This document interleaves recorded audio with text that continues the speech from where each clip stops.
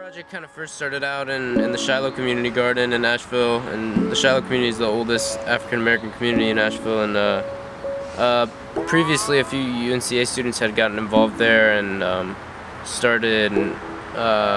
going out to community garden every Saturday and became really involved in the community. And some of them were still working there, and through that connection, I started working there as well on Saturdays, just going and hanging out with kids and helping in the garden and sometimes doing cooking demonstrations. I read a research paper from one of the students who had previously worked there, and his research paper was it was about how the traditional research paradigm didn't apply well to African American communities for a variety of reasons, and that when he had gone to do a project and research in the community, he kind of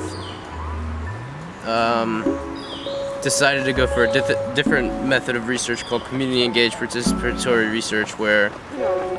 you kind of put observational research and typical research aside and kind of just focus on becoming engaged in the community and making relationships and recognizing your own impact, and trying to make the research experience not all about the research, but about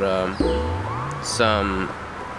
community work that's really being done. At the same time, I was managing the Roots Community Garden at UNCA, and a Language 120 professor asked if we could facilitate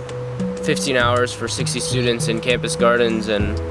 we decided to do it. And so I kind of started to have the experience of having service learning students come in to do volunteer work in a garden and on a food initiative. And I was really thinking about how could these hours best go out in the community in the best way, and I wanted to make sure that the community had its perspective heard, and I wanted to hear from students and professors who had been involved in classes that sent kids out in the community.